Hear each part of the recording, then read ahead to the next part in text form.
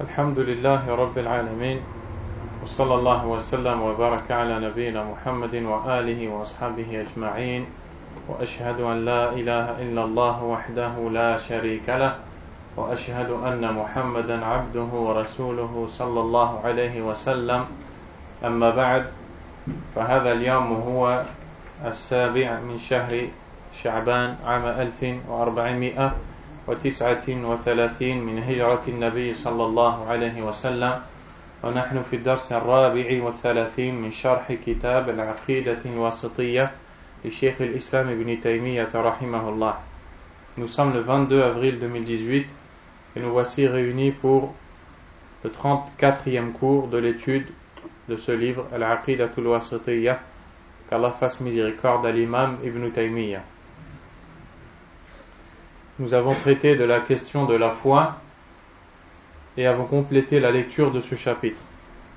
Puis, l'auteur, rahimahullah, passe à un autre fondement parmi les fondements des gens de la sunna et dit وَمِنْ أُصُولِ أَهْلِ السُنَّةِ وَالْجَمَاعَةِ سَلَامَةُ قُلُوبِهِمْ وَأَلْسِنَتِهِمْ لأصحاب رسول الله صلى الله عليه وسلم كما وصفهم الله به في قوله تعالى والذين جاءوا من بعدهم يقولون ربنا اغفر لنا ولإخواننا الذين سبقونا بالإيمان ولا تجعل في قلوبنا غلا للذين آمنوا ربنا إنك رؤوف رحيم وطاعة الرسول صلى الله عليه وسلم في قوله لا تسبوا أصحابي فوالذي نفسي بيده لو أن أحدكم أنفق مثل أحد ذهبا ما بلغ مد أحدهم ولا نصيفه.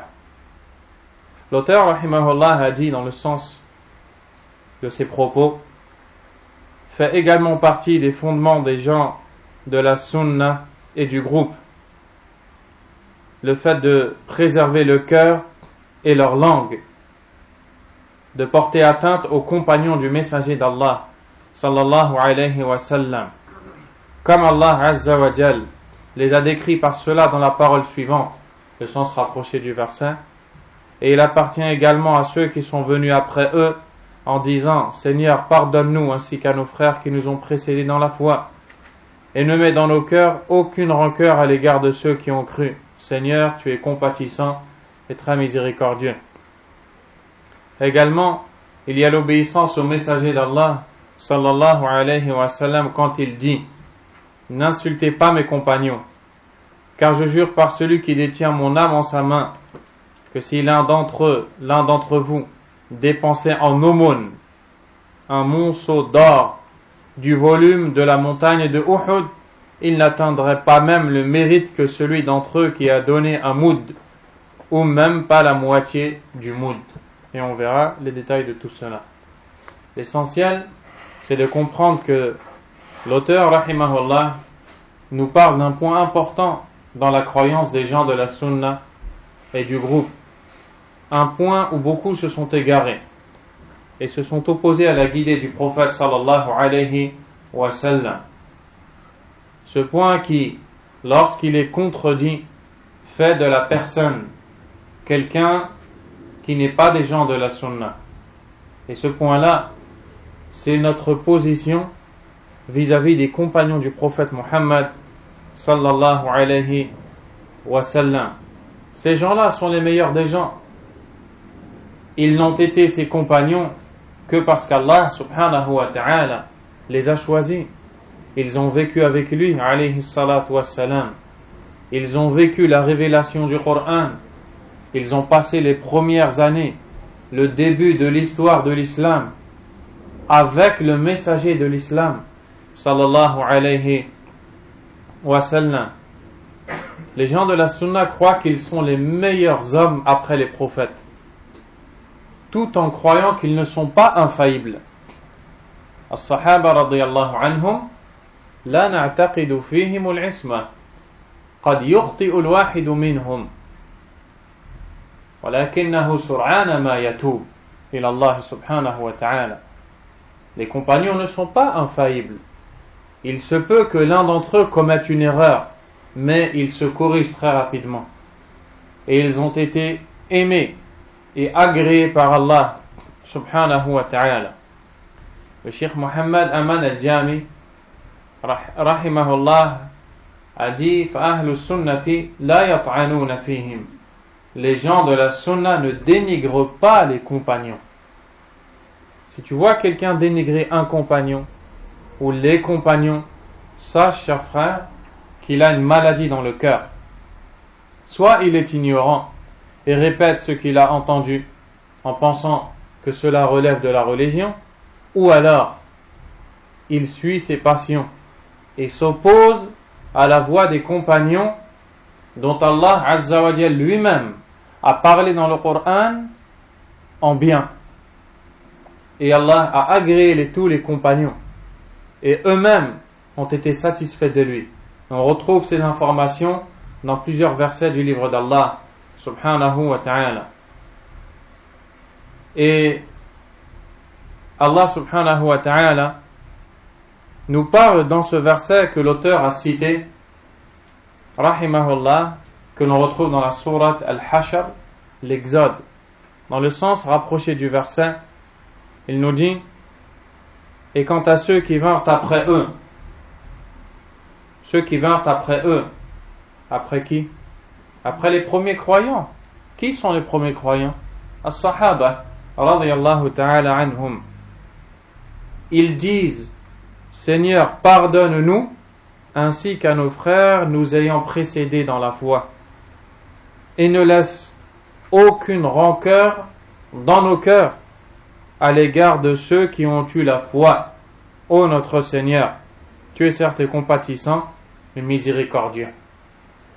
Le Cheikh Mohammed Aman al-Jami rahimahullah nous montre que ce verset est la ligne de conduite suivie par les croyants après les compagnons, depuis les tabi'in jusqu'à notre époque. Les gens de la sunna ne parlent qu'en bien des compagnons du prophète sallallahu alayhi wa sallam. D'ailleurs, de manière plus générale, le musulman parle en bien des morts et couvre leurs défauts. Et le prophète alayhi salatu wa sallam est celui qui nous l'a enseigné.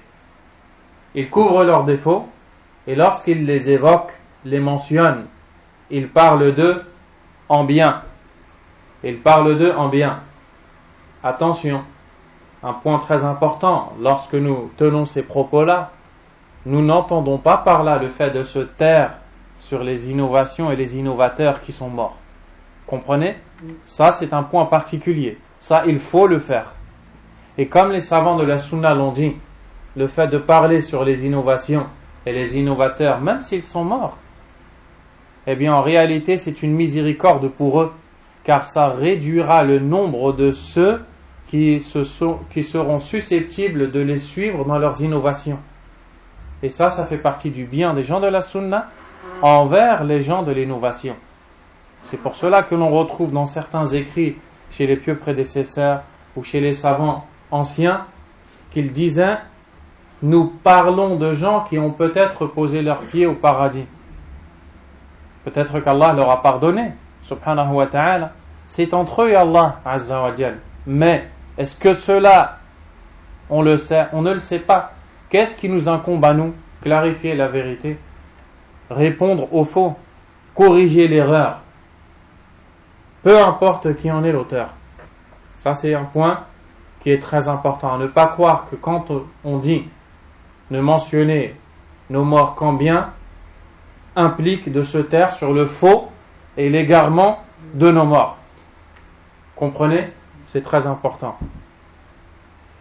Ainsi, l'auteur, rahimahullah ta'ala, comme nous le dit le Cheikh Salih al-Fawzan, hafidahullah ta'ala, nous montre qu'il fait partie des fondements des gens de la sunna d'avoir une bonne croyance à l'égard des compagnons du prophète Mohammed sallallahu alayhi wa sallam. Pour cela, l'auteur rahimahullah a dit qu'il fait partie des fondements ce qu'il a appelé en arabe salamatu qulubihim wa alsinatihim li ashabi rasulillahi sallallahu alayhi wa sallam, de préserver leur cœur et leur langue de porter atteinte aux compagnons du messager d'Allah, alayhi salatu wassalam, de préserver leur cœur. De quoi? Le Cheikh Al-Fawzan dit min al-ghilli wal-hiqdi wal-bourd, de nettoyer ton cœur de toute forme de haine, de rancœur et d'aversion envers les compagnons. Tu ne peux pas, tu ne dois pas, si tu es croyant, détester, désapprouver, avoir de la rancœur contre un compagnon du messager d'Allah sallallahu alayhi wa sallam. Également préserver la langue. De quoi? Min at-ta'ni wal-la'ni was-sabbi. Préserver ta langue, abstenir ta langue du dénigrement, de les insulter, de les injurier. Les gens de la sunna n'insultent jamais les sahaba radiyallahu anhum. Les gens de la sunna ne détestent aucun des compagnons du prophète sallallahu alayhi wa sallam, et quand ils parlent d'eux, ils font preuve de prudence dans leurs paroles. Ils ne jouent pas avec les compagnons radiyallahu ta'ala anhum, comme le font beaucoup de gens ignorants. Lorsqu'ils parlent des compagnons radiyallahu ta'ala anhum, ils les dénigrent, ils les rabaissent, en se faisant passer pour des gens au même pied d'égalité qu'eux. Wal'iyadu billah. Et cela, on le retrouve dans des écrits de certains contemporains égarés, et qui ont égaré beaucoup de gens. Wal'iyadu billah. Ils n'ont en cela pas suivi la voie des salaf salih, des pieux prédécesseurs. Pourquoi est-ce que l'on doit se conduire ainsi à leur égard? Le Cheikh Salih al-Fawzan hafidahullah nous dit لفضلهم وسبقهم واختصاصهم بصحبة النبي صلى الله عليه وسلم, car ils sont émérites, ils ont des mérites, ils nous ont devancés dans l'islam, et ils ont une spécificité que nul ne partage avec eux. Ils ont accompagné le prophète alayhi salatu wassalam. وَلِمَا لَهُ مِنَ الْفَضْلِ عَلَى جَمِيعِ الْأُمَّةِ. Ils sont méritoires par rapport au reste des membres de la communauté. Pour quelle raison? Qu'est-ce que les compagnons ont fait? Ils nous ont transmis le message du prophète alayhi salatu wassalam. Ils nous ont transmis les hadiths, les récits du prophète sallallahu alayhi wa sallam. Ainsi, celui qui dénigre les sahaba radiyallahu anhum dénigre les transmetteurs de la voix d'Allah tabaraka wa ta'ala. Et ça, c'est quelque chose d'immensément grave. Également, ils ont apporté leur secours, leur soutien au prophète sallallahu alayhi wa sallam. Ils ont même combattu à ses côtés. Certains ont été tués, certains ont perdu la vie. Tout cela dans le but de répandre le message d'Allah subhanahu wa ta'ala. L'auteur, rahimahullah, a cité ce point qui fait partie des fondements des gens de la sunna, comme le dit le commentateur, le Cheikh Al-Fawzan, hafidahullah, afin de répondre à des sectes égarées parmi lesquelles Al-Rawafid, les chiites Rawafid, qui sont les pires des chiites, car les chiites se divisent en plusieurs fractions. La pire, ce sont les Rawafid, qui ont été décrits par l'imam Ibn al-Qayyim rahimahullah dans son poème Nouniyya. Inna rawafida sharru man wati al-hasa. Les Rawafid sont les pires gens qui ont foulé la terre, les pires des créatures qui ont marché sur cette terre sont les Rawafid. Pour quelle raison? Parce que al-Rawafid, ces chiites Rawafid, qui sont les descendants du dénommé Abdullah ibn Saba, un homme originaire du Yémen qui était juif et qui a fait mine d'embrasser l'islam. Il s'est fait passer pour un musulman afin de répandre l'égarement dans la croyance au sein même des musulmans. Et c'est ce qu'il a fait, jusqu'au point où les gens on dit à cause de lui, de Ali ibn Abi Talib radiyallahu anhu, qu'il était Allah. Wal'iyadhu billah. Puis ils ont eu des descendants jusqu'à nos jours, et leur grand centre, la maison mère des Rawafid, c'est l'Iran, d'où ils propagent l'insulte aux Sahaba, l'insulte aux femmes du prophète sallallahu alayhi wa sallam, l'insulte à la plupart des Sahaba en disant qu'ils sont sortis de l'islam, qu'ils ont quitté l'islam et qu'ils étaient des hypocrites. Wal'iyadhu billah. Ils ont donc maudit Abu Bakr, Omar et Uthman en disant d'eux qu'ils ont quitté l'islam. Et ils ont fait entrer dans leur prière et dans leur façon de prier des invocations de la malédiction d'Allah contre ces compagnons-là. Dans certains endroits, ils organisent des fêtes annuelles chaque année où ils prennent un chien qu'ils massacrent à mort en l'appelant Omar. Wal'iyadhu billah. Ils fêtent l'anniversaire de l'assassin de Omar ibn al-Khattab radiyallahu ta'ala an. Ils disent que Jibril alayhi salam, qui avait le dépôt de la révélation qu'il devait apporter, qu'il a apporté au prophète Mohammed alayhi salatu wassalam, a trahi le dépôt puisqu'il devait en réalité l'apporter à Ali. C'était Ali qui devait être le prophète radiyallahu anhu selon eux. Wal'iyadhu billah. Il n'y a pas de kufr pire que ça. Ils disent que le Coran que nous avons est manquant et que eux, ils ont un Coran dans lequel il y a ce que les autres n'ont pas. Wal'iyadhu billah. Leurs grands accusent même le prophète Muhammad sallallahu alayhi wa sallam d'avoir eu des défauts dans son message, dans son prêche. Si ça ce n'est pas de la mécréance, si ça ce n'est pas du kufr akbar, alors le kufr akbar n'existe pas. Ce sont des kuffars, les rawafid. C'est pour cette raison que les savants ont dit qu'ils n'entrent même pas dans le nombre des 72 sectes faisant partie de cette communauté. Les rawafid sont des kuffars, ils ne font pas partie des sectes musulmanes. Ce sont des kuffars aslan de base. Et leurs égarements sont très nombreux.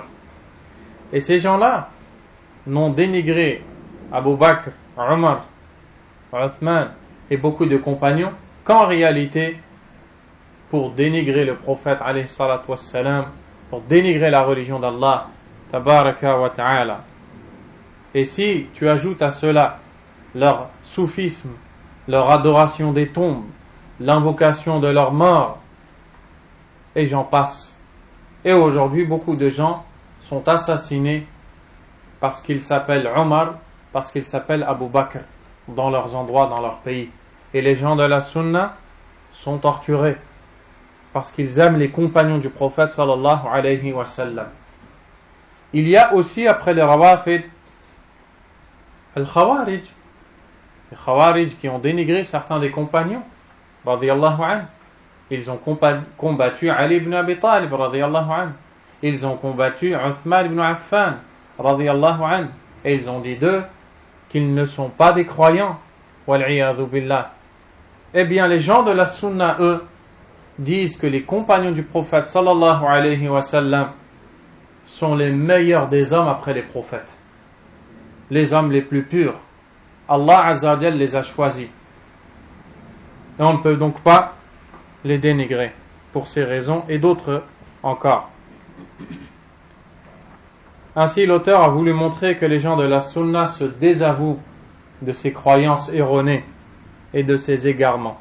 Allah Azza wa Jal a dit وَالَّذِينَ جَاءُوا مِن بَعْدِهِمْ, et ceux qui sont venus après eux, c'est-à-dire après ceux dont Allah Azza wa Jal a parlé dans les versets précédents celui que nous lisons. Et dans ces versets, nous retrouvons la mention de Al-Muhajirun wal-Ansar, les grands Sahaba parmi ceux qui ont émigré de la Mecque à Médine, et les habitants de Médine, ceux qui les avaient accueillis lorsqu'ils y sont arrivés. Le Cheikh Salih al-Fawzan a dit أي بعد المهاجرين والأنصار وهم التابعون لهم بإحسان إلى يوم القيامة من عموم المسلمين.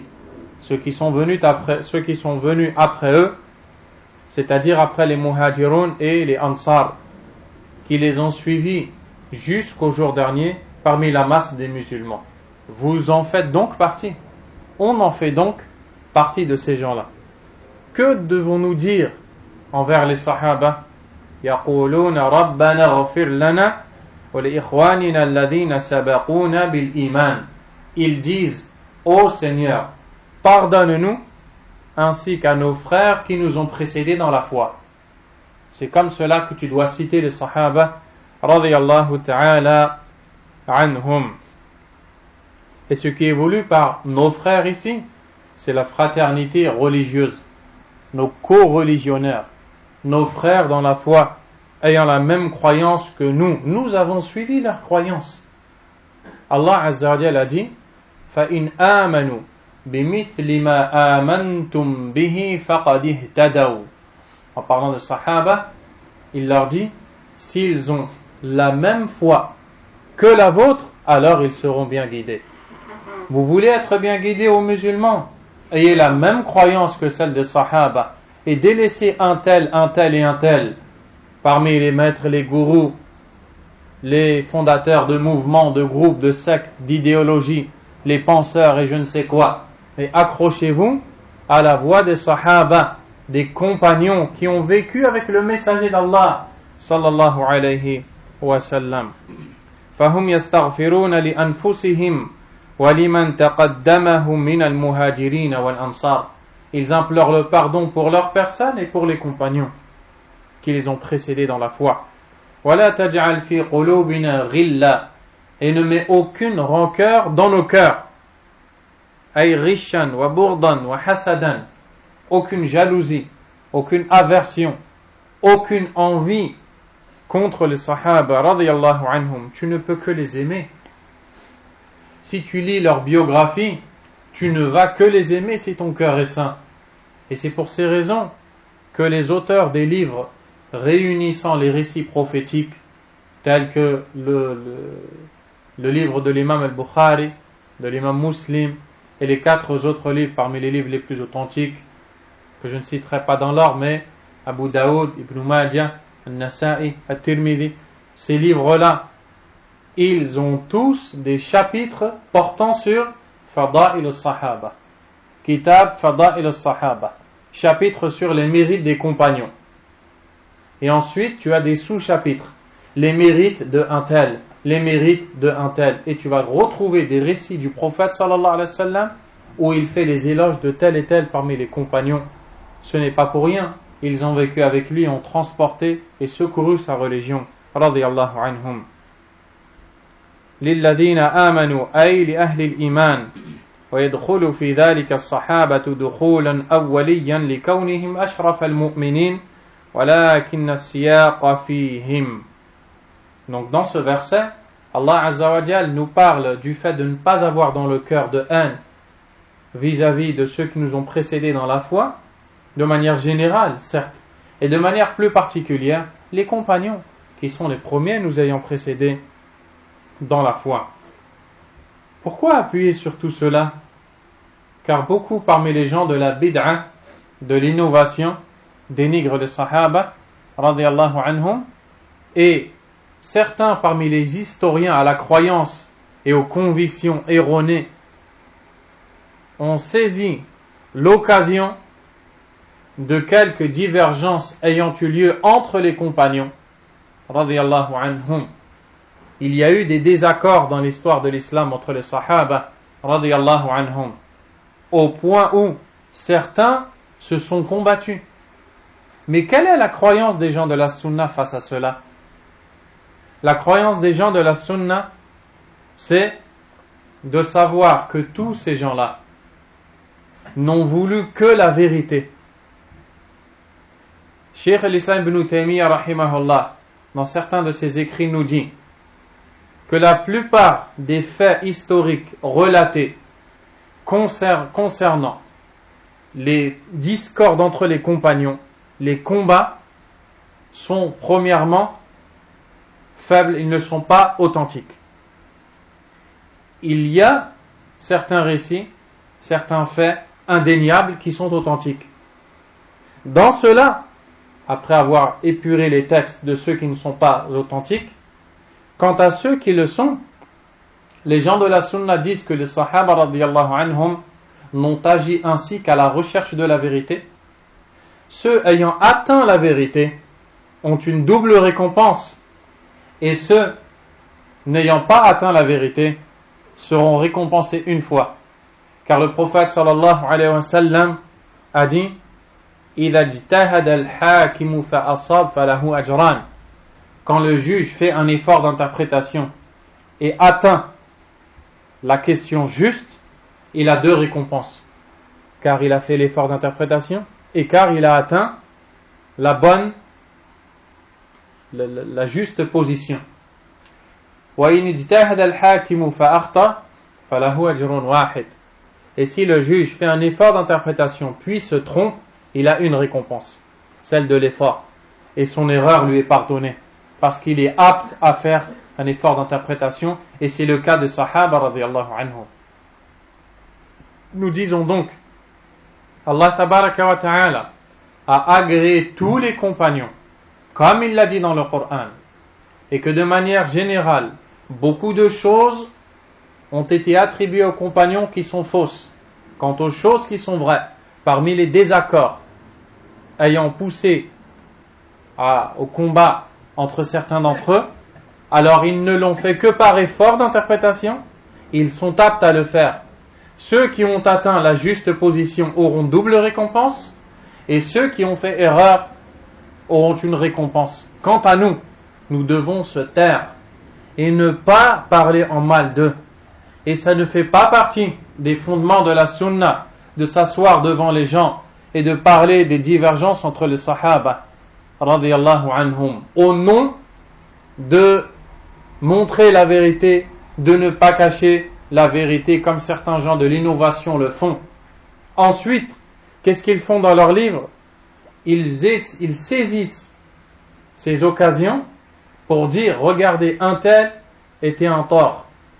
Et c'est à cause de cette faute qu'un tel l'a combattu.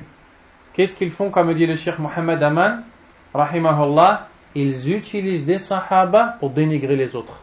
En réalité, ils se cachent derrière ces choses-là pour répandre leur haine envers les compagnons. Car les gens de la sunna, eux, disent, ce sont tous des compagnons. Nous les aimons tous. Qu'Allah les agrée et qu'Allah les pardonne tous. Et nous fermons nos bouches. On ne parle pas en mal d'eux. Ça, c'est un fondement chez les gens de la sunna. Si tu vois quelqu'un s'asseoir devant les gens et commencer à déballer des choses dont la plupart sont mensonges et dont il ne maîtrise pas les points vrais, en disant, soi-disant qu'il faut ne pas cacher la vérité, à l'instar de ce que fait Mohammed Bajrafil, par exemple, ou autres parmi les égarés comme lui, qui parlent de Sahaba radiyallahu ta'ala anhum, alors prenez garde à ces gens-là. Et sachez que ce sont des gens de l'innovation. Et qu'ils n'ont rien à voir avec la sunna du prophète, sallallahu alayhi wa sallam. Walillahi alhamd. Le Cheikh Al-Fawzan a ensuite cité une parole de l'imam Al-Shawkani, ce grand imam de la sunna yéménite, rahimahullah, qui a dit dans son tafsir du Coran, فَمَنْ لَمْ يَسْتَغْفِرْ لِلصَّحَابَةِ عَلَى الْعُمُومِ وَيَطْلُبْ رِضْوَانَ اللَّهِ لَهُمْ فَقَدْ خَالَفَ مَا أَمَرَ اللَّهُ بِهِ فِي هَذِهِ الْآيَةِ. Celui qui n'implore pas le pardon d'Allah pour les compagnons de manière générale et ne demande pas à Allah de les agréer aura contredit ce verset clair du Coran. فَإِنْ وَجَدَ فِي قَلْبِهِ غِلًّا لَهُمْ فَقَدْ أَصَابَهُ نَزْغٌ مِنَ الشَّيْطَانِ وَحَلَّ بِهِ نَصِيبٌ وَافِرٌ من عصيان الله بعداوة أوليائه وخير أمة نبيه صلى الله عليه وسلم. Et celui qui éprouve dans le cœur une quelconque rancœur à l'égard des Sahaba aura été touché par le shaitan et aura une grosse part de la désobéissance à Allah subhanahu wa ta'ala en ayant éprouvé de l'animosité à l'égard de ses alliés, des meilleurs des hommes ayant accompagné le prophète alayhi salatu wassalam. وانفتح له باب من الخذلان يافد به على نار جهنم إن لم يتدارك نفسه باللجوء إلى الله سبحانه والاستغاثة به بأن ينزع عن قلبه ما طرقه من الغل لخير القرون وأشرف هذه الأمة. Et celui qui est, comme nous l'avons décrit, s'est ouvert une grosse porte, une grande porte de l'abandon d'Allah pour lui. Peu s'en faut qu'Allah ne l'abandonne, subhanahu wa ta'ala, une porte qui le conduira au feu de l'enfer, s'il ne se corrige pas immédiatement et ne demande pas à Allah d'enlever de son cœur cette rancœur qu'il a eu à l'égard des compagnons. فإن جاوز ما يجده من الغل إلى شتم أحد منهم فقد انقاد للشيطان بزمام. Et s'il dépasse cette limite-là déjà grave en allant jusqu'à les insulter ou insulter l'un d'entre eux, alors il aura été tiré par la corde du shaitan. ووقع في غضب الله وسخطه. Et aura provoqué sur lui la colère et le courroux d'Allah subhanahu wa ta'ala. وهذا الداء العضال إنما يصاب به من ابتلي بمعلم من الرافضة. Et cette maladie destructrice ne touche que celui qui a été éprouvé par un enseignant faisant partie des rawafid, car ce sont eux qui enseignent aux gens de détester les sahaba. أو صاحب من أعداء خير الأمة الذين تلاعب بهم الشيطان وزين لهم الأكاذيب المختلقة. Ou alors celui qui a eu un ami faisant partie des ennemis des biens, des meilleurs de la communauté, parmi ces gens avec qui le diable a joué, notamment ces penseurs, soi-disant penseurs islamiques, qui passent leur temps à dénigrer le sahaba au nom de l'histoire islamique, comme le dénommé Adnan Ibrahim, Ra's min ru'us al-dalal fi hadha az-zaman, une des têtes de l'égarement de cette époque, qui passe son temps à dénigrer les compagnons au nom de l'histoire de l'islam. Wal'iyadhu billah. Haoula, ces gens-là, la'iba bihimu shaytan. Le diable a joué avec eux, avec tous ces mensonges attribués aux compagnons. Wal-aqasis al-muftara, les récits inventés. Wal-khurafat al-mawdu'a. وصرفهم عن كتاب الله الذي لا يأتيه الباطل من بين يديه ولا من خلفه. انتهى كلامه رحمه الله. Il complète sa parole en disant: ces gens-là ont été déviés du livre d'Allah subhanahu wa ta'ala, face auquel le faux ne peut jamais tenir.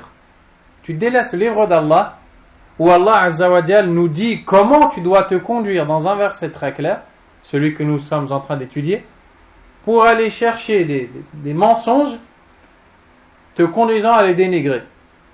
Ça, c'est un signe des gens de la bid'a.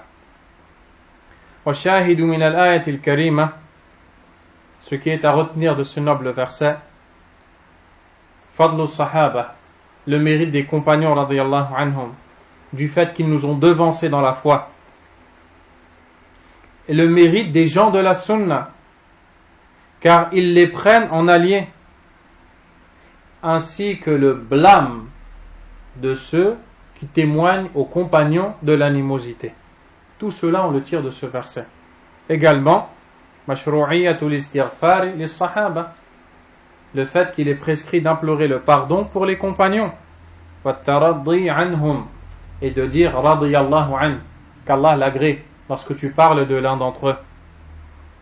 On voit aussi dans ce verset salamatu qulubi ahli sunnati wa alsinatihim li ashabir rasul sallallahu alayhi wa sallam, que les cœurs et les langues des gens de la sunna sont préservés. Où est-ce qu'on le voit? Les cœurs, dans la fin du verset, وَلَا تَجْعَلْ فِي قُلُوبِنَا غِلًّا لِلَّذِينَ آمَنُوا, et ne mets pas dans nos cœurs de rancœur contre ceux qui ont eu la foi. Les langues, du fait qu'ils disent رَبَّنَا اغْفِرْ لَنَا وَلِإِخْوَانِنَا الَّذِينَ سَبَقُونَ بِالْإِيمَانِ, ô Seigneur, pardonne-nous, ainsi qu'à ceux qui nous ont précédés dans la foi. Et dans ce verset, il y a forcément de la compréhension, l'interdiction d'insulter et de détester les sahaba radiyallahu ta'ala anhum, et que cela ne fait pas partie de l'action du comportement des croyants. Taïb. L'auteur rahimahullah nous dit il faut également obéir au prophète sallallahu alayhi wa sallam lorsqu'il nous dit la tasubbu ashabi, n'insultez pas mes compagnons. Et dans le récit, le prophète sallallahu alayhi wa sallam va jurer par Allah azza wa jal que si l'un d'entre vous dépensait en sadaqa, en aumône, l'équivalent en or de la montagne de Uhud, cela ne sera même pas équivalent à l'un d'entre eux parmi les sahaba radiyallahu anhu qui donnerait en aumône ce que l'on appelle al-mud, et même pas ce que l'on appelle al-nasrif. Hada huwa al-mud. Le mud, ce sont les deux mains jointes, les deux mains rassemblées. Imagine-toi ramasser avec tes deux mains du riz, ce qu'on appelle un mud. Al-nasrif, c'est la moitié, c'est une main. Si l'un d'entre eux, ceux à qui s'adresse le prophète sallallahu alayhi wa sallam, et on va revenir à qui il s'adresse, si l'un d'entre ces gens-là donnait en sadaqa la montagne de Uhud en or, et un compagnon arrivait pour donner en sadaqa une petite poignée de main, eh bien celui qui a donné la montagne de Uhud en or ne parviendra même pas à se rapprocher de celui qui a donné la petite poignée de main. Pour quelle raison? As-suhba, car ils ont une hasana que personne n'a après eux. On l'appelle cette hasana as-suhba, l'accompagnement, le statut de compagnon du prophète sallallahu alayhi wa sallam. Et pour cela, ils ont ce grand mérite. Qui est le compagnon? Le compagnon est celui qui a été défini comme ayant rencontré le prophète sallallahu alayhi wa sallam, ne serait-ce qu'une fois dans sa vie, en ayant eu la foi en lui et est mort sur cette croyance. Et les savants disent rencontrer, ils n'ont pas dit vu, car des compagnons sont aveugles. Et si on avait dit vu, les aveugles n'auraient pas fait partie des sahaba. C'est faux. Toute personne qui a rencontré, ne serait-ce qu'une seule fois le prophète sallallahu alayhi wa sallam, qui a cru en lui et qui est mort sur cette croyance, fait partie des sahaba. Les sahaba, mutafawitun, ils sont divers et variés dans leur niveau de foi, de science, dans leur rang, n'est-ce pas? Et c'est ce que l'on va voir dans le chapitre suivant, Inch'Allah. Mais ici, comme le dit le Cheikh Mohammed Aman al-Jami, rahimahullah, le prophète sallallahu alayhi wa sallam s'adresse aux petits parmi les sahaba, en parlant de kibar sahaba, en parlant des grands. Il s'adresse aux petits parmi les compagnons, en parlant des grands, ceux qui les ont devancés, ceux qui ont émigré de la Mecque et qui ont embrassé l'islam avant, depuis le début. Ces gens-là ont un mérite immense par rapport aux autres compagnons à qui le prophète s'adresse, sallallahu alayhi wa sallam. Que dire alors d'autres personnes après eux, qui ne sont ni compagnons ni rien du tout, parmi les musulmans de la masse. Donc voyez un peu la place occupée par les compagnons chez Allah subhanahu wa ta'ala. ne déteste un compagnon qu'un ignorant qui ne fait que répéter ce qu'on lui dit en pensant que ça fait partie de la religion, ou un haineux parmi les gens de la bid'a, parmi les gens de l'innovation et du mal. Il faut donc répandre chez les gens l'amour des sahaba, et cela fait partie des plus grandes hasanah. An tuhabbiba as-sahaba ila an-nas, que tu fasses entrer dans le cœur des gens l'amour des sahaba, que tu t'assoies avec les gens pour leur parler d'Abu Bakr, pour leur parler de Omar, pour leur parler de Uthman radiyallahu anhu, de Ali radiyallahu anhu. Si tu fais cela, wallahi, tu as fait une des plus belles hasanah que tu puisses faire. Alors fais-le. Barakallahu fikum. Tayyib. Et ce qui est à conclure de ce récit, comme a dit le Cheikh Al-Fawzan, hafidhahullah, c'est le fait que l'un d'entre nous qui donne beaucoup, qui fait beaucoup pour Allah, la chose qu'il a fait en grande quantité n'est même pas équivalente à cette même chose faite en petite quantité par l'un des compagnons du prophète sallallahu alayhi wa sallam, en raison de ce statut de compagnon qu'ils ont eu, radiyallahu ta'ala anhum. On retient également l'interdiction d'insulter les compagnons, et que cela fait partie des péchés immenses chez Allah subhanahu wa ta'ala. L'auteur rahimahullah dit: ويقبلون ما جاء به الكتاب والسنة والإجماع من فضائلهم ومراتبهم ويفضلون من أنفق من قبل الفتح وهو صلح الحديبية وقاتل على من أنفق من بعد وقاتل ويقدمون المهاجرين على الأنصار ويؤمنون بأن الله قال لأهل بدر وكانوا 310 اعملوا ما شئتم فقد غفرت لكم وبأنه لا يدخل النار أحد بايع تحت الشجرة كما أخبر به النبي صلى الله عليه وسلم بل لقد رضي الله عنهم ورضوا عنه وكانوا أكثر من 1400 ويشهدون بالجنة لمن شهد له رسول الله صلى الله عليه وسلم كالعشرة وثابت بن قيس بن شماس وغيرهم من الصحابة ويقرون بما تواتر به النقل عن أمير المؤمنين علي بن أبي طالب رضي الله عنه وغيره من أن خير هذه الأمة بعد نبيها أبو بكر ثم عمر ويثلثون بعثمان ويربعون بعلي رضي الله عنهم كما دلت عليه الآثار وكما أجمع الصحابة على تقديم عثمان على البيعة في البيعة. L'auteur rahimahullah dit: ils acceptent, c'est-à-dire les gens de la sunna, ce qu'affirment le Coran et la sunna et le consensus concernant leur mérite et leur rang. On parle des gens de la sunna et de ce qu'ils croient vis-à-vis des sahaba, encore une fois. Ils reconnaissent que ceux qui ont dépensé avant la victoire, c'est-à-dire le pacte appelé Al-Hudaybiyah, et qui ont combattu, ont un mérite plus grand que ceux qui ont dépensé par la suite et ont combattu. Ils préfèrent les émigrés aux auxiliaires. Ils croient fermement qu'Allah a dit aux Badrites, et on va en parler, ceux qui ont participé à la bataille de Badr, qui étaient un peu plus de 310 et quelques: faites ce que vous voudrez, car je vous ai pardonné. Et croient que personne d'entre ceux qui ont prêté le serment d'allégeance sous l'arbre n'entrera en enfer, conformément à la parole du prophète sallallahu alayhi wa sallam.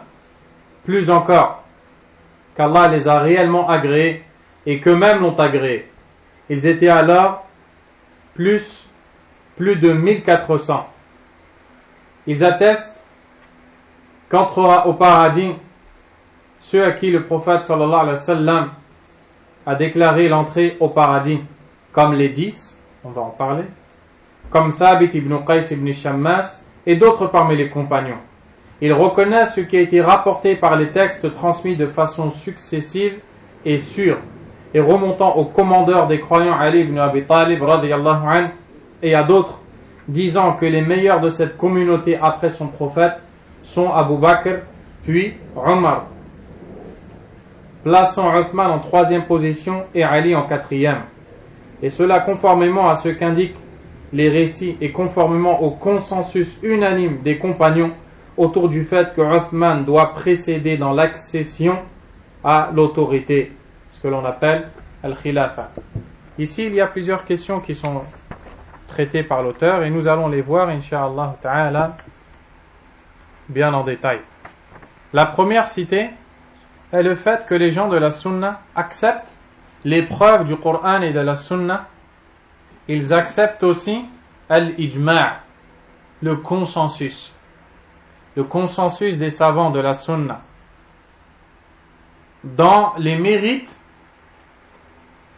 et les qualités évoquées par les compagnons concernant les compagnons du prophète sallallahu alayhi wa sallam.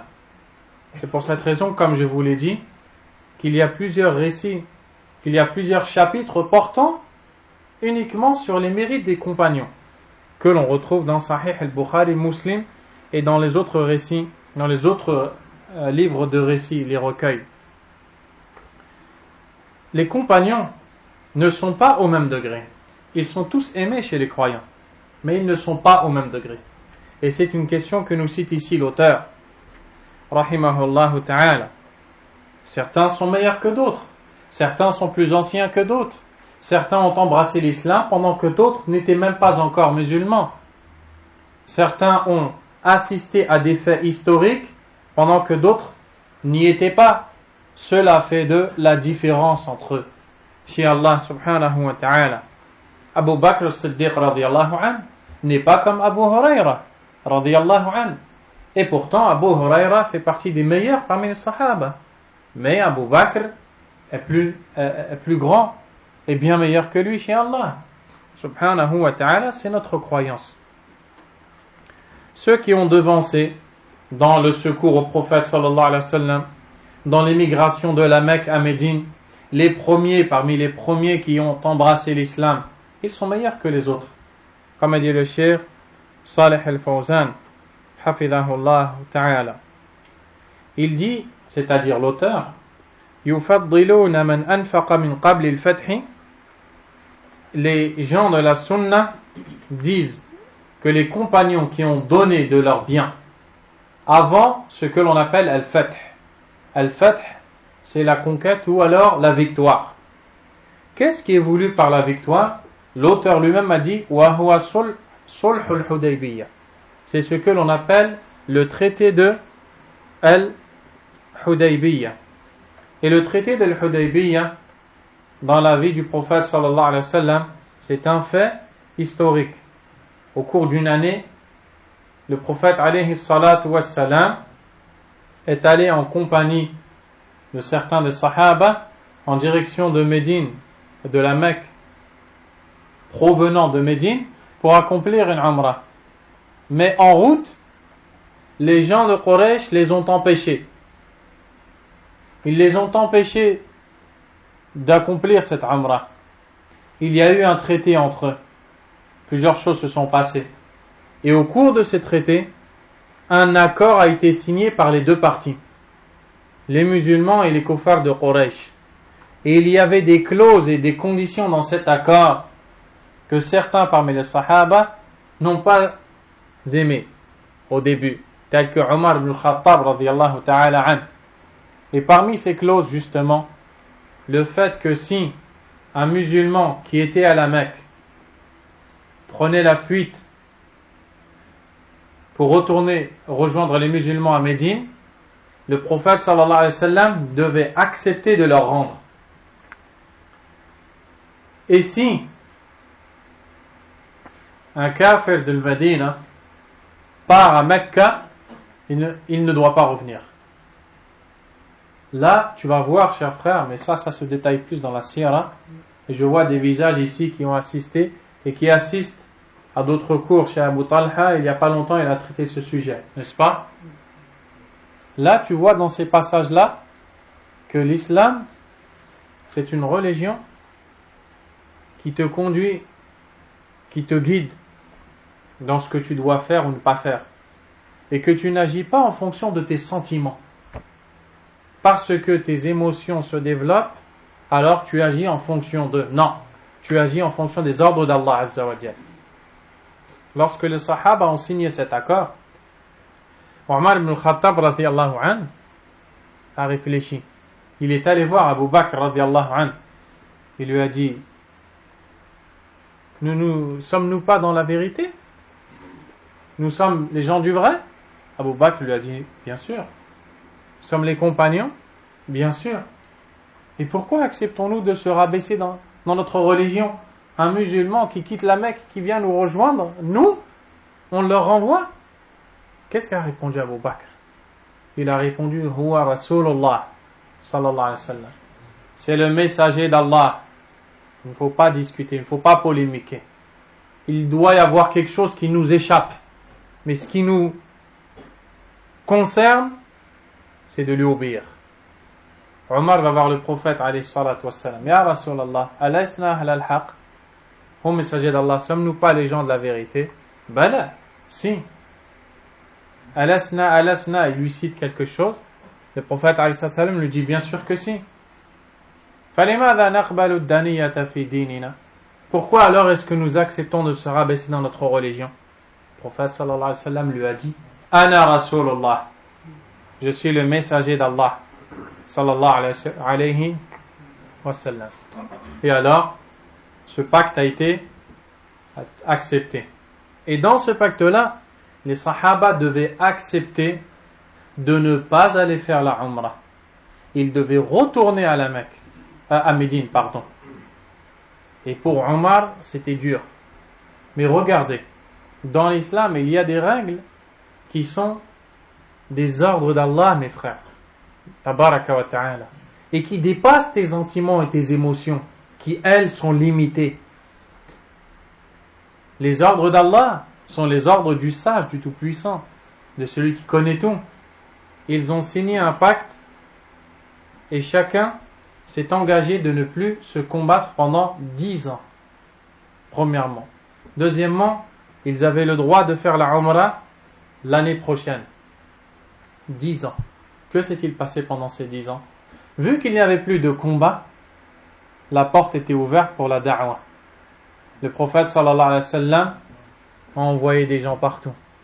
Et les gens ont embrassé l'islam en masse et en masse et en masse. Et comme il y avait des traités, ils ne pouvaient plus combattre, ils ne pouvaient donc plus attaquer les musulmans. La porte ouverte à la da'wah. Et le prophète a prêché. Alayhi salatu wassalam. Les sahaba ont prêché. Et les gens sont venus. Dakhalu fi din. Ils sont entrés en groupe. Afwaja. Comme Allah Azza wa Jalla a dit. En groupe. Les uns après les autres. Qu'en est-il de ceux parmi les musulmans qui avaient l'interdiction de rejoindre, qui avaient l'interdiction de fuir la Mecque et rejoindre Médine? Vous savez ce qu'ils ont fait? Ils ont fui et ils ont tous été se réfugier dans un endroit près de la Mecque. Ils ne pouvaient pas retourner à Médine. Et ils sont restés là-bas tous ensemble. Et bon, vous verrez dans les détails de la Sira qu'Allah Azza wa Jal leur a accordé des dons et à la fin il leur a donné un khair, un immense bien. Et après, quand le prophète alayhi salatu wassalam a entendu que les kuffars de Quraysh ont trahi le pacte 10 ans après, cette trahison, lorsqu'ils ont été combattre des gens qu'ils n'avaient pas le droit de combattre, a été la cause de la conquête de la Mecque. Et alors, le prophète sallallahu alayhi wa sallam s'est dirigé vers Mecca et a conquis la Mecque.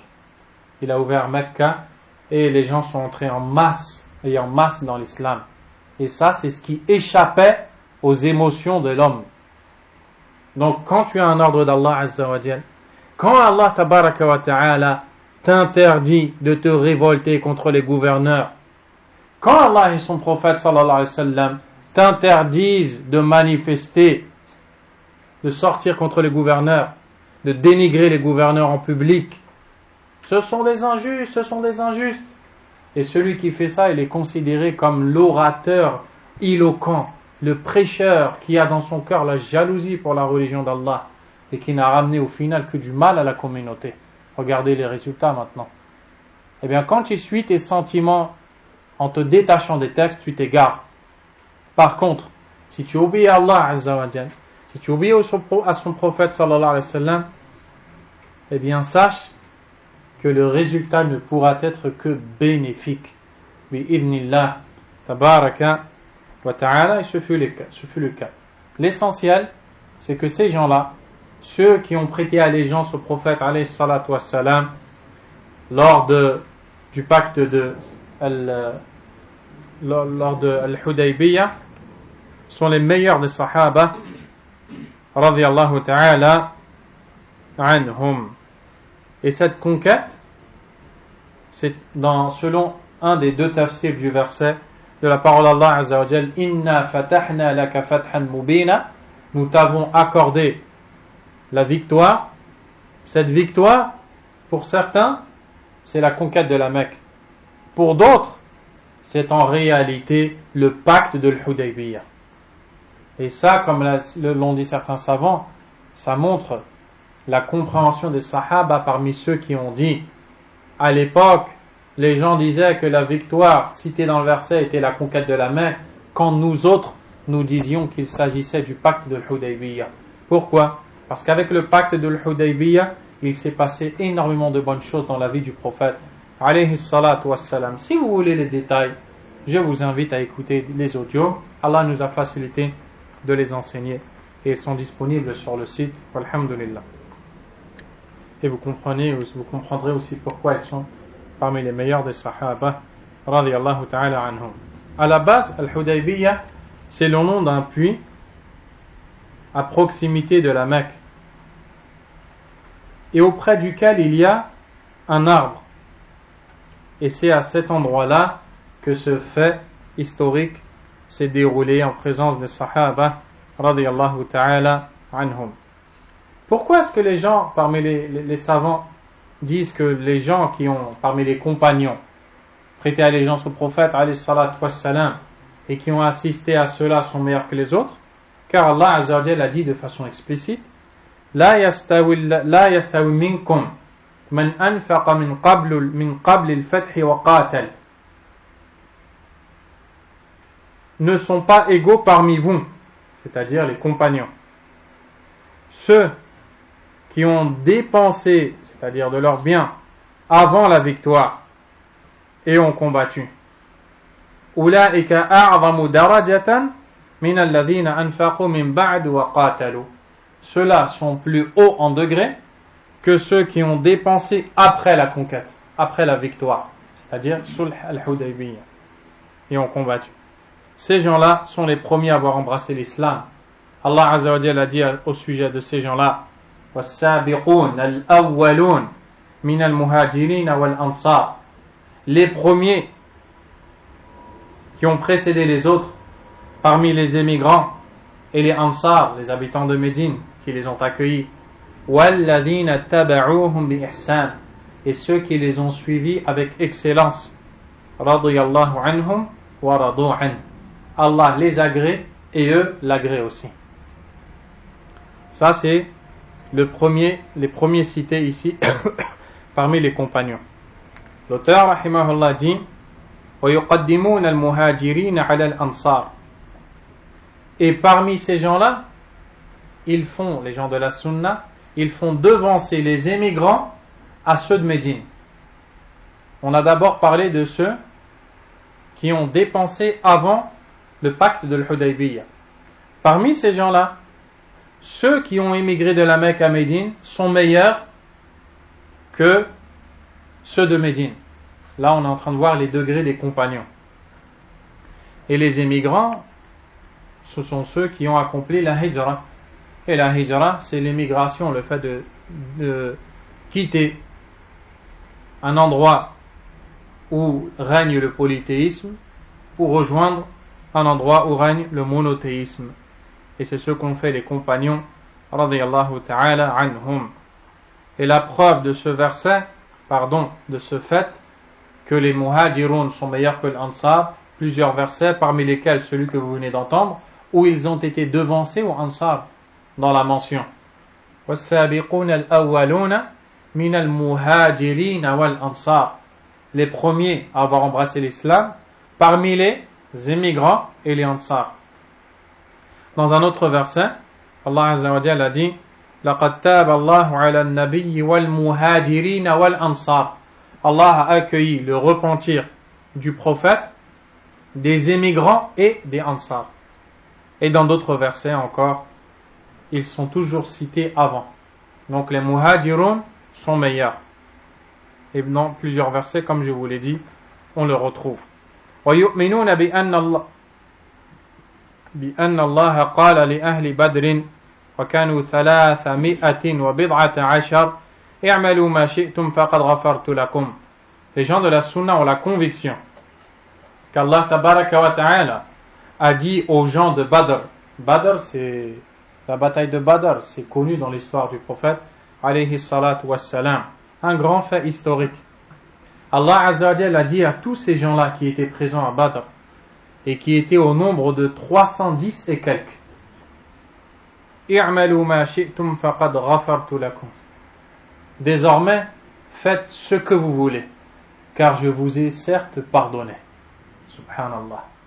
Allah Azza wa Jalla a dit qu'il a pardonné aux gens de Badr. Et ce récit-là, on le retrouve dans une histoire rapportée par Al-Bukhari et Muslim. C'est l'histoire d'un compagnon, le dénommé Hatib ibn Abi Balta'a, radiyallahu ta'ala anhu, qu'Allah l'agrée. Lorsque les musulmans de la Mecque ont quitté celle-ci pour rejoindre la ville de Médine, à la base, ils ont quitté leur lieu de naissance, leur village. Ils y avaient des familles, des biens. Mais Hatib ibn Abi Balta'a, qui lui aussi faisait partie des muhajirun, des émigrants, il a quitté la Mecque, d'où il n'était pas originaire. Il n'avait donc pas des gens pour protéger les siens, les proches de sa famille et les biens qu'il possédait. À cause de cela, lorsque le prophète sallallahu alayhi wa sallam a décidé de revenir à la Mecque après les 10 ans de trêve à cause de la trahison de Quraysh de leur pacte, le pacte de la trêve, Hatib ibn Abi Balta'a a pris une feuille, une plume et il a écrit les informations qu'il a envoyées à Quraysh pour leur dire le prophète arrive afin qu'ils se préparent. C'était une erreur, n'est-ce pas? Radiyallahu anhu, qu'Allah l'agrée. Mais que s'est-il passé?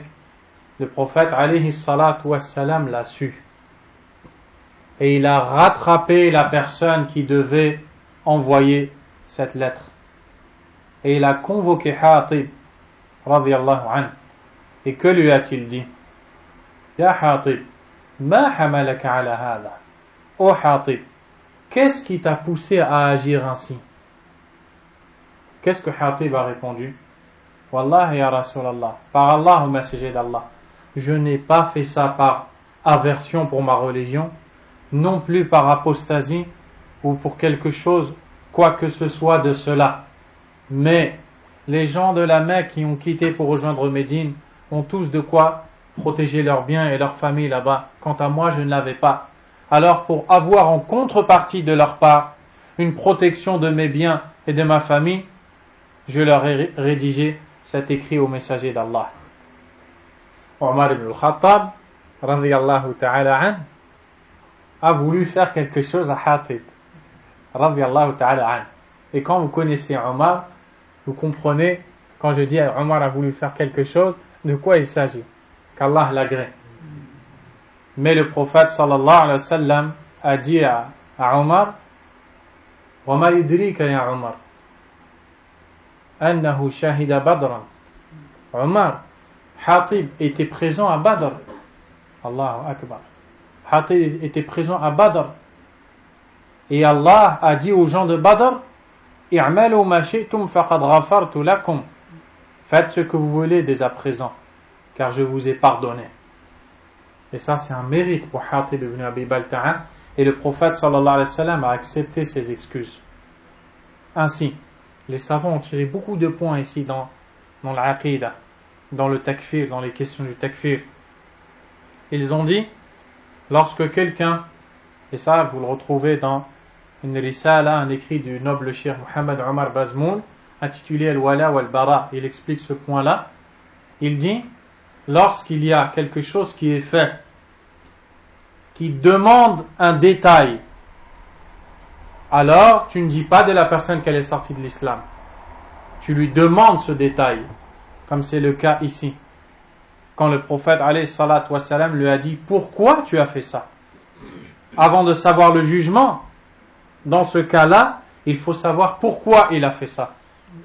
Et il a répondu, je n'ai pas fait ça par aversion pour ma religion, ni pour sortir de ma foi, mais il y a eu une faiblesse. J'ai voulu protéger les miens et mes biens. Là-bas, le prophète alayhi salatu wassalam a accepté son excuse, radiyallahu ta'ala an. Certains ont une ambiguïté.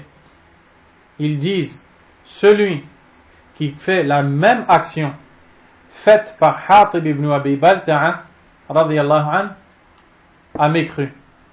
Il n'a pas la même excuse que Hatib, parce que Hatib, radiyallahu an, lui, a eu un mérite spécifique, c'est qu'il était présent à Badr. Et comme il était présent à Badr, il a été pardonné. Donc lui, c'est spécifique. Et d'après eux, on ne peut pas appliquer ça aux autres qui font la même action faite par Hatib. Toute autre personne qui la ferait d'après eux a mécru. La réponse à cela a été donnée par l'imam Ibn al-Qayyim rahimahullah lorsqu'il a dit c'est une faute. Pourquoi? Parce que la présence à Badr est une bonne action, mais elle ne peut pas effacer ce qui est une mécréance majeure. Une bonne action n'efface pas la mécréance majeure. Donc si cette action c'était de la mécréance majeure, Hatib n'aurait pas été pardonné même s'il était à Badr. Parce que faire des bonnes actions n'efface pas la mécréance majeure. Ce qui efface la mécréance majeure, c'est le retour à l'islam, tout simplement. Vous avez compris? Donc on ne peut pas dire que c'est une spécificité de Hatib. Ça, c'est des points importants dans les questions de takfir pour ne pas glisser. Nas'Allah al-thabat, qu'Allah Azza wa Jal nous raffermisse. Donc, les gens de Badr ont un grand mérite. Et les gens de la Sunna croient en cela. Allah Azza wa Jal leur a dit, faites ce que vous voulez, je vous ai pardonné. L'imam Ibn al-Qayyim rahimahullah explique aussi qu'en réalité Allah Azza wa Jal, lorsqu'il a dit ça, subhanahu wa ta'ala, il sait très bien, de par sa science parfaite, qu'ils ne vont pas faire ce qui va engendrer la mécréance. Et que s'ils vont commettre un péché ou une erreur, ils vont revenir rapidement de cette erreur. Donc faites ce que vous voulez, je vous ai pardonné. Ces gens-là sont des gens repentants, quoi qu'il en soit. Et les repentants sont acceptés d'Allah subhanahu wa ta'ala. Donc on ne peut pas prendre ce genre de récit pour ouvrir les portes des péchés. وَكَانُوا 300 وَبِضْعَةَ عَشَرٍ. Et ces gens-là, ils étaient 310 et quelques, les gens de Badr, les gens de la bataille de Badr, à qui ces gens-là, à qui Allah a donné ces mérites que vous avez entendus. Je vais quand même lire la parole de l'imam Ibn al-Qayyim rahimahullah, sur laquelle on s'arrêtera incha'Allah. أشكل على كثير من الناس معناه ثم ذكر الأقوال في ذلك ثم قال فالذي نظن في ذلك والله أعلم أن هذا خطاب لقوم قد علم الله سبحانه أنهم لا يفارقون دينهم. Ce que nous avons comme conviction, c'est que ces paroles dans ce récit-là concernent des gens dont Allah Azza wa Jal a su qu'ils ne sortiront pas de leur religion, bal yamutun ala al-islam, qu'ils mourront dans l'islam, wa annahum yuqarifuna ma yuqarifuhu ghayruhum min adh-dhunubi walakin la yatrukuhum subhanahu musirrin alayha. Ils vont commettre les péchés que l'homme de par sa nature commet, mais il va les guider rapidement pour qu'ils se repentent. بل يوفقهم لتوبة نصوح واستغفار وحسنات تمحو أثر ذلك. Il va les guider afin qu'ils se repentent d'un repentir qui va effacer ces actions commises. ويكون تخصيصهم بهذا دون غيرهم لأنه قد تحقق ذلك فيهم. Et ainsi, ils ont eu cette spécificité car ils ont réalisé tout ce que vous venez d'entendre. Ils se repentent rapidement, ils ne mourront pas dans la mécréance et autres. وأنه مغفور لهم ولا يمنع ذلك كون المغفرة حصلت بأسباب تقوم بهم كما لا يقتضي أن يعطلوا الفرائض إلى آخر ما قال, jusqu'à la fin de sa parole. رحمه الله تعالى والله أعلم. صلى الله وسلم وبارك على نبينا محمد وآله وأصحابه أجمعين. سبحانك اللهم وبحمدك أشهد أن لا إله إلا أنت أستغفرك وأتوب إليك.